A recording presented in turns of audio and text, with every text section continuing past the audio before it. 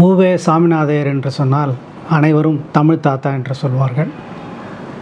தமிழ் உலகம் நன்றாக அறிந்த ஒரு தமிழறிஞர் என்று ஒருவரை சொல்ல வேண்டுமென்றால் அது மூவே சாமிநாதையர் தான்.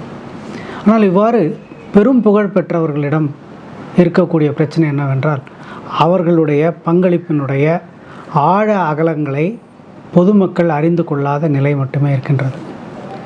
சாமிநாதையர் என்று சொன்னதும் சங்க இலக்கியங்களை பதிப்பித்து வெளியிட்டவர். பழம் தமிழ் நூல்களை ஊராக சென்று அவற்றினுடைய ஓலைச்சுவடைகளை தேடி எடுத்து கொண்டு வந்து அதை தமிழ் மக்களுக்காக மீட்டு தந்தவர் என்கின்ற அளவிலேயே அவருடைய பெயர் நின்று விடுகின்றது. ஆனால் உண்மையில் சாமிநாதையர் மிகவும் விரிவான ஆழமான பங்களிப்புகளை தமிழுக்கு அவர் செய்திருக்கிறார். முதலில் அவர் செய்த பெரும் பணி சங்க இலக்கியங்களையும் பிற தமிழ் இலக்கியங்களையும் தேடி கண்டுபிடித்து கொடுத்தது மட்டுமல்ல, அவற்றை மிகச் சிறப்பாக பதிப்பித்து கொடுத்தார். சாமிநாதையர் இல்லை என்றாலும் கூட அந்த நூல்களெல்லாம் கட்டாயமாக அச்சேறி இருக்கும். ஆனால் சாமிநாதையர் இல்லை என்றால் இவ்வளவு சிறப்பாக அச்சேறி இருக்காது. பாட வேறுபாடுகளை தேடி எடுத்தும் அரும்பத அகராதிகள் முதலியவற்றை தொகுத்து கொடுத்தும் விரிவான முன்னுரைகள் எழுதியும் சிறப்பான பாடத்தை தேர்ந்தெடுத்து அவற்றை நிலைநிறுத்தியதும் சாமிநாதையருடைய பங்களிப்பு. இது ஓரளவிற்கு மக்களுக்கு தெரியும். இரண்டாவதாக அவர் செய்த ஒரு மிக பெரும் பங்களிப்பு என்பது அவருடைய ஆசிரியர்களும் நண்பர்களும் ஆகிய சிலரை பற்றி அவர் எழுதிய வாழ்க்கை வரலாறுகள். மகாவித்வான் மீனாட்சி சுந்தரம் பிள்ளை சாமிநாதையருடைய ஆசிரியர். 19ஆம் நூற்றாண்டிலே எத்தனையோ புலவர்கள் இருந்தார்கள். ஆனால் 200 ஆண்டுகள் கழித்தும் சாமிநாதையருடைய குருநாதராகிய மகாவித்வான் மீனாட்சி சுந்தரம் பிள்ளையை பற்றி நாம் தெரிந்து கொண்டிருக்கிறோம் என்றால் அதற்கு ஒரே காரணம் சாமிநாதையர் அவருடைய வாழ்க்கை வரலாற்றை மிக விரிவாக எழுதினார் என்பதுதான். அந்த வரலாற்றை எழுதுவதற்காக அவர் மிக பெருமளவில் ஆராய்ச்சி செய்தார். மீனாட்சி சுந்தரம் பிள்ளையினுடைய குடும்பம், நண்பர்கள், அவர் சமகாலத்து புலவர்கள் இவர்களையெல்லாம் அவர் அறிந்து அவர்களிடமிருந்த தகவல்களை சேகரித்தார், கடிதங்களை சேகரித்தார். அடுத்து அவருடைய முதல் நிலை, அதாவது மீனாட்சி சுந்தரம் பிள்ளையினுடைய முதல் நிலை மாணாக்கராக இருந்த வித்வான் தியாகராச செட்டியாருடைய வாழ்க்கை வரலாற்றை எழுதினார். சாமிநாதையர் எழுதவில்லை என்றால் அவரை பற்றி யாருக்குமே தெரிந்திருக்காது. இதைப்போல் அக்காலத்து பல புலவர்களை பற்றி அவர் வாழ்க்கை வரலாறுகளையும் கட்டுரைகளையும் எழுதினார். இது இரண்டாவது மிக பெரும் பங்களிப்பு. மூன்றாவதாக அவர் செய்த பெரும் பங்களிப்பு என்பது அவருடைய சுயசரிதையை மிக விரிவாக எழுதினார். 19ஆம் நூற்றாண்டின் கடைசி பகுதியில் தமிழ்நாடு எப்படி இருந்தது, தமிழ் இலக்கிய உலகம் எப்படி இருந்தது, தமிழ் புலமை உலகம் எப்படி இருந்தது, தமிழ் கல்வி எப்படி இருந்தது, சங்க இலக்கியங்கள் எவ்வாறு கண்டுபிடிக்கப்பட்டன, அவற்றை மக்கள் எவ்வாறு எதிர்கொண்டார்கள், அவை ஏற்படுத்திய தாக்கம் என்ன என்பவற்றையெல்லாம் அவர் இந்த சுயசரிதையிலே மிக அருமையாக எழுதியிருக்கிறார். இந்த விரிவான சுயசரிதை மட்டுமில்லாமல் ஏறத்தாழ ஒரு 100க்கும் மேற்பட்ட கட்டுரைகள் அவருடைய அனுபவத்தையும் அவர் வாழ்நாளில் அவர் கேட்டறிந்த பழைய செய்திகளையும் பதிவு செய்யக்கூடிய ஒரு வழக்கம் அவருக்கு இருந்திருக்கின்றது.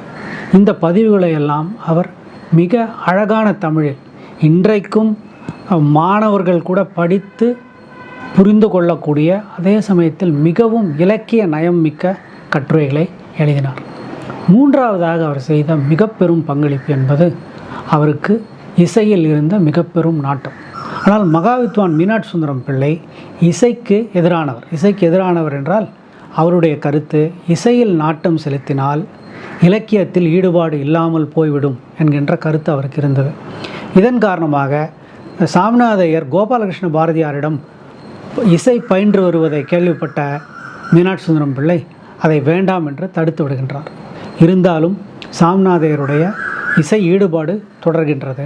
அதனுடைய விளைவாக அவர் செய்த மிக பெரும் பங்களிப்பு என்பது அவர் 19ஆம் நூற்றாண்டின் மிக பெரும் சங்கீத விற்பனர்களாகிய மூவரையுடைய வாழ்க்கை வரலாறை அவர் எழுதியிருக்கிறார். கோபாலகிருஷ்ண பாரதியார் இன்று வரை சங்கீத மேடைகளில் அவருடைய நந்தனார் சரித்திர கீர்த்தனையை அனைவரும் பாடிக்கொண்டிருக்கிறார்கள். கோபாலகிருஷ்ண பாரதியார், மகா வைத்தியநாதையர், கணம் கிருஷ்ணய்யர் ஆகிய மூவருடைய வாழ்க்கை வரலாற்றை இவர்தான் எழுதுகிறார். இவர் எழுதாவிட்டால் அவர்களை பற்றிய தகவல்கள் எதுவுமே தெரியாமல் போயிருக்கும். 19ஆம் நூற்றாண்டின் இடைப்பகுதியிலிருந்து 1942 வரை அவர் வாழ்ந்தார். அவருடைய காலத்தில்தான் தமிழ் இசை இயக்கம் நடந்தது. இருந்தமிழே உன்னால் இருந்தேன், இமையோர் விருந்தமிழ்தம் என்றாலும் வேண்டேன் என்பதை தமது வாழ்க்கை லட்சியமாக கொண்டிருந்தாலும் கூட அவர் பிற மொழிகளையும் அறிந்திருந்தார். ஆனால் அதே சமயத்தில் தமிழ் மேடைகளிலே, இசை கச்சேரிகளிலே தமிழுக்கு ஒரு முதன்மை இருக்க வேண்டும் என்று அவர் விரும்பினார். ஓரிடத்திலே அவர் சொல்கிறார், பல பழைய சாகித்ய கர்த்தர்களுடைய தமிழ் கீர்த்தனைகளை பற்றியெல்லாம் சொல்லிவிட்டு மிக மிக எளிய ஒரு வாக்கியத்தை அவர் எழுதுகிறார். ஆனால் இக்காலத்திலே தமிழில் கீர்த்தனைகள் இல்லை என்று சிலர் சொல்கிறார்கள் என்று சொல்கிறார். மிகச் சாதாரணமான ஒரு வரியைப் போல் தோன்றக்கூடிய இந்த வரியின் பின்னே இருக்கக்கூடிய அவருடைய மிக ஆழ்ந்த அறிவு, அனுபவம் வெளிப்படுகின்றது. அத்தகைய சாமிநாதையர் 1891ஆம் ஆண்டிலே இலங்கை யாழ்ப்பாணத்தைச் சேர்ந்த தி. குமாரசாமி செட்டியார் என்கின்ற ஒரு அன்பருடைய வேண்டுகோளுக்கு இணங்கி அவர் சில இசைப்பாடல்களை எழுதியிருக்கிறார். யாழ்ப்பாணம் கொழும்புத்துறையை சார்ந்த இலந்தை நகர் என்கின்ற ஊரில் இருக்கக்கூடிய தண்டாயுதபாணி சாமிகள், முத்துக்குமார சாமிகள் பேரிலே அவர் விருத்தங்களையும் ஊசல் பாடல்களையும் பாடியிருக்கிறார். அந்த பாடல்களை சமகாலத்தின் மிக முக்கியமான இசை விற்பனராக, வல்லுநராக இருக்கக்கூடிய டி.எம். கிருஷ்ணா அவற்றை பாடியிருக்கிறார் என்பது உண்மையிலே தமிழ் உலகம், இசை உலகம் மகிழ்ச்சி அடைய வேண்டிய ஒரு முக்கியமான செய்தியாகும். நன்றி, வணக்கம். வணக்கம். UV Swaminatha Iyer is probably the most important Tamil scholar of the modern period. He lived a very long life, from 1855 to 1948, over a period of more than 8 decades. He served the cause of Tamil in an unceasing manner. In the Tamil literary world, he is known primarily for his contribution of unearthing old Tamil manuscripts and retrieving the Tamil classics. The status of Tamil as a classical language rests primarily on the extensive work done by Swaminathan in the field of literary scholarship and textual editing.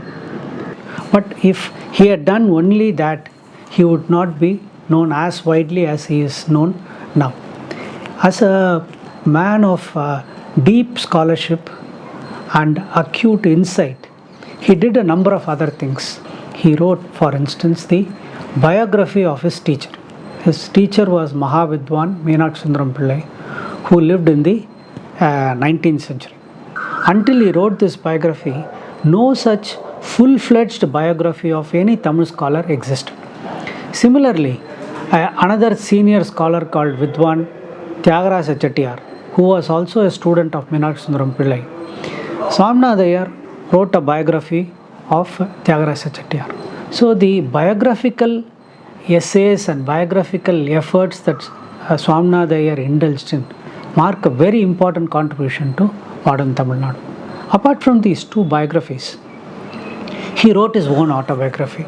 Once again, his autobiography is an extended piece of work covering the first 40-45 years of his life. He wrote a very detailed autobiography which gives us a deep understanding of 19th century Tamil society. Therefore, his autobiography continues to be a classic. Apart from this autobiography, he wrote more than 100 essays which are autobiographical in nature. In these various essays, he wrote about his own experiences of traveling in Tamil Nadu, looking for manuscripts, interacting with fellow scholars, interacting with patrons, and he also collected a lot of oral traditions. So this was the second part of his contribution. A third contribution was in the field of music. Very few know about his contribution to music. Swaminathan came from a generation and from a family which was both well versed in literature and music. In fact, Swaminathan himself, when he was young, was trained in music. He learned to sing. But in those days, There was a school of Tamil scholars who believed that music would come in the way of sound literary scholarship.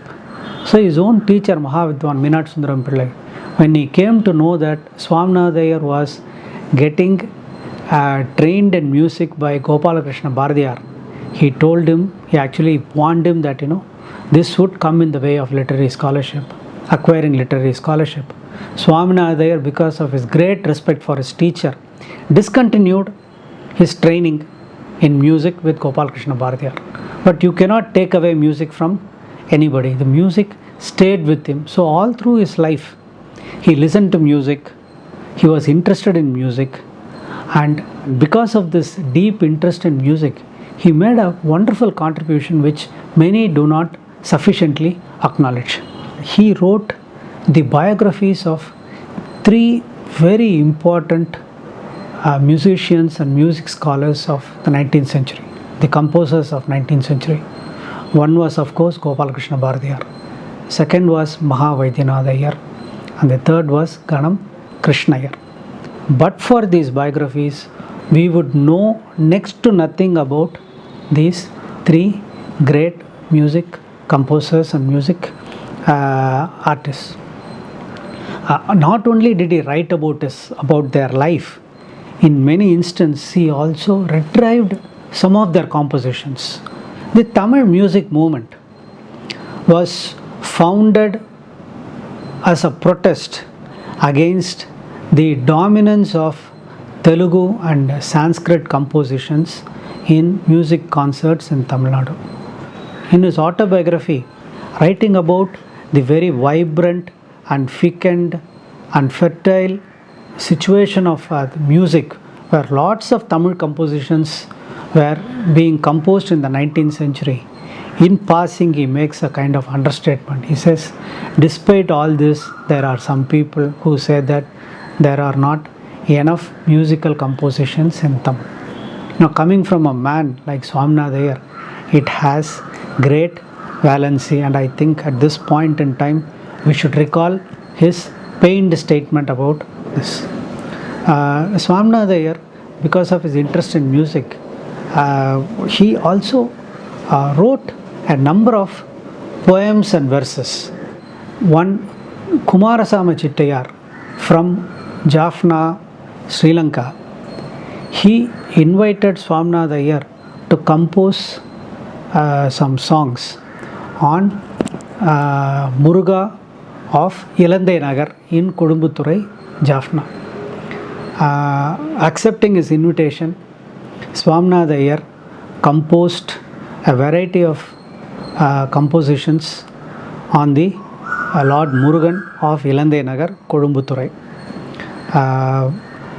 It is very gratifying that one of the most important musicians of our generation, T.M. Krishna, has decided to sing these musical compositions. My best wishes for this effort, and also my best wishes to Perumal Murugan, who has also played a very important part in this process. Arumugane Chidananda Rupiye Arumugane Chidananda Rupiye Anudinam Ninai Maname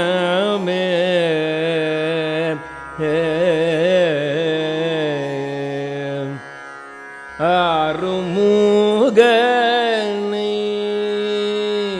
Chidananda Rupiye Anudinam Ninai Maname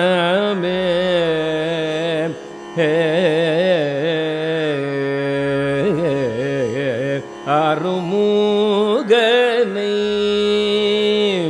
Chidananda Rupiye Anudinam Ninai Maname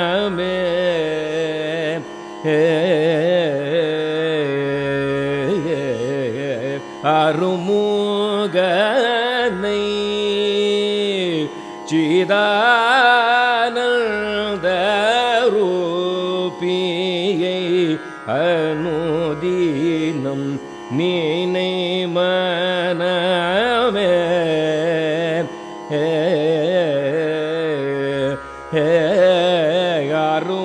அருமுகனை சிதானந்த ரூபியை அனுதீனம் நீனை மனமே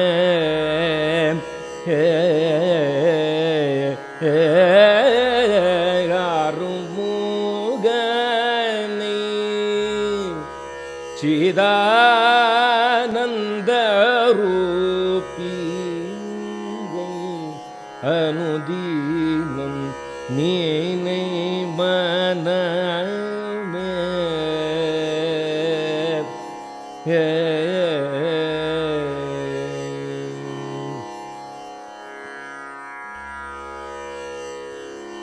வீரும் பசுமையில் ஏறும் வினோதனை வீரும் பசுமையில் ஏறும் வினோதனை வீரும் பசுமையில் ஏறும் வினோதனை வீரும் பசுமையில் ஏறும் வினோதனை வீரும் பசுமையில் ஏறும் வினோதனை மெய்யல்பர் கூவகையின் விளம்பு மெய்போதனை வீரும் பசுமையில் ஏறும் வினோதனை மெய்யல்பர் கூவகையின் விளம்பு மெய்போதனை அருமுகனை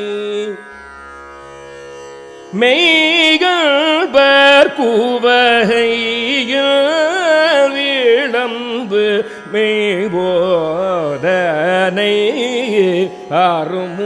அருமுகனை சிதானந்த ரூபியை அனுதீனம் நீனை மனமே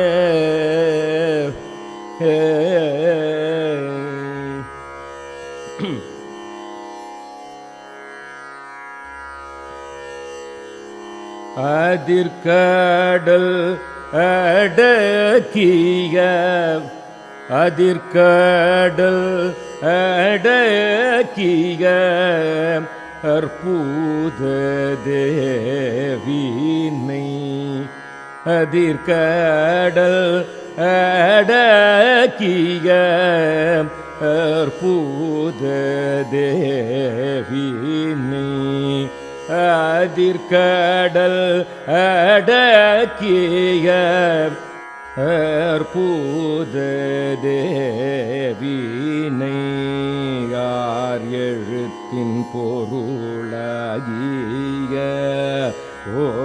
ஓவினை கதிர்கடல் அடக்கிய அற்புத தேவினை யார் எழுத்தின் பொருளாகிய ஓவினை முதிசின சூரனை முடித்தருள் வீரனை முதிசின சூரனை முடித்தருள் வீரனை முதிசின சூரனை முடித்தருள் வீரனை முதிசின சூரனை முடித்தருள் வீரனை மொழியும் இலதை நகர் முத்துக்குமாரனை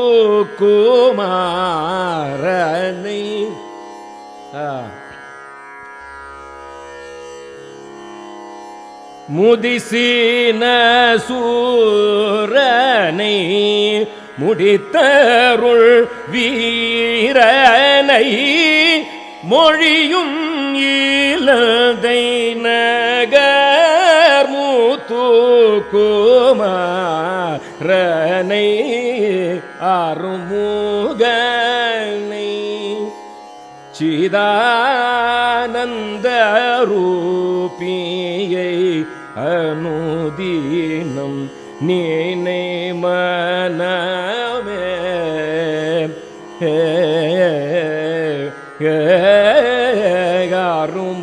அருமுகனை சிதானந்த ரூபியை அனுதீனம் நீனை மனமே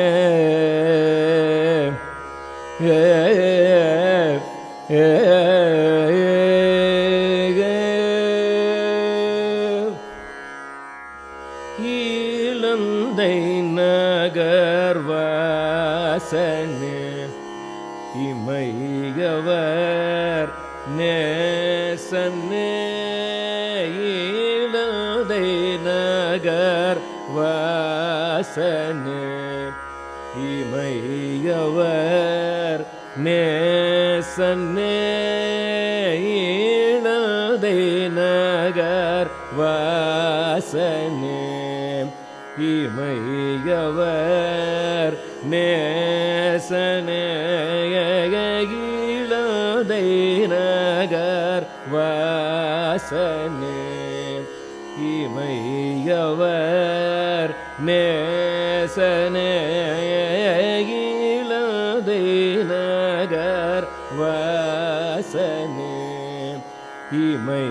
இமையவர் நேசனே இலந்தை நகர் வாசனே இமையவர் நேசனே இலந்தை நகர் வாசனே இமையவர் நேசனே இலந்தை நகர் வாசனே இமையவர் நேசனே இலந்தை நகர் வாசனே இமையவர் நேசனே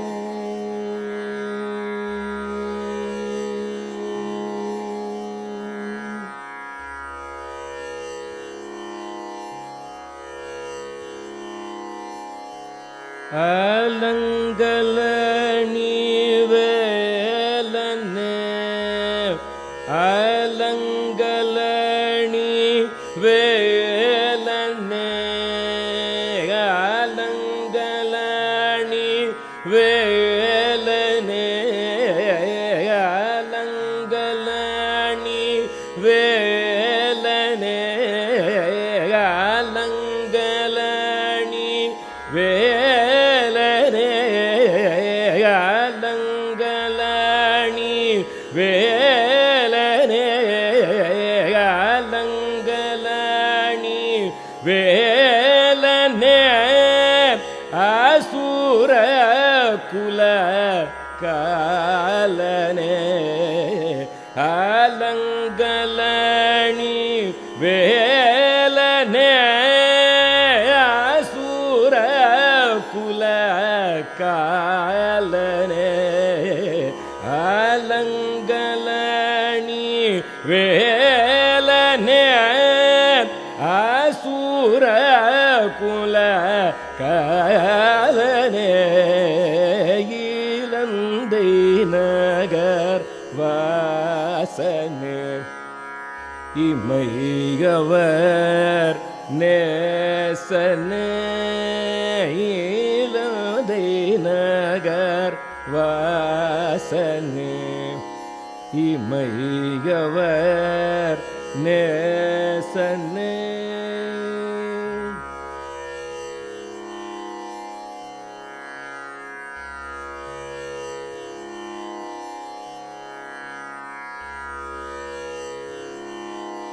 அனுதினம் உனதிருவனச மலரடியை அனுதினம் உனதிருவனச மலரடியை எனதுளம் நினைவுற இனிதருள் புரிமதி அனுதினம் உனதிருவனச மலரடியை எனதுளம் நினைவுற இனிதருள் புரிமதி இலதை நகர் வாசனே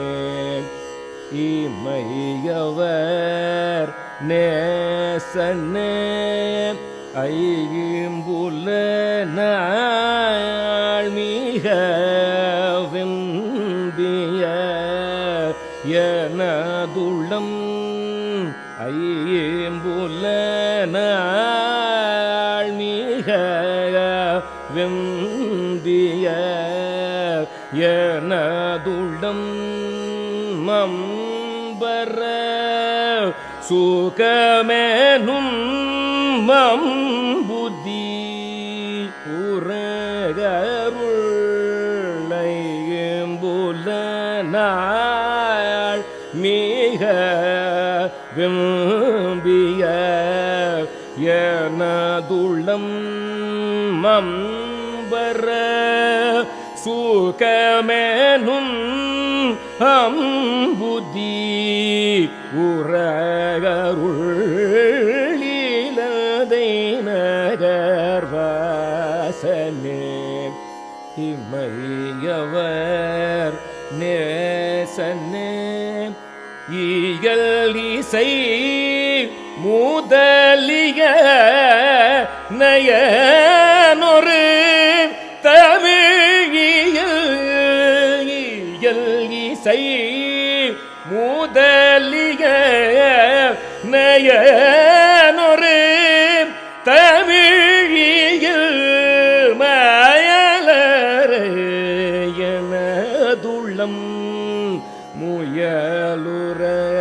முயலுரகருள் புரி ஈயல் இசை முதலிய நயனொரு தமிழியல் மயலர் எனதுளம் முயலுரகருள் புரி இலதை நகர் வாசனே இமையவர் நேசனே இலதை நகர் வாசனே இமையவர் நேசனே இலதை நகர் வாசனே இமையவர் நேசனே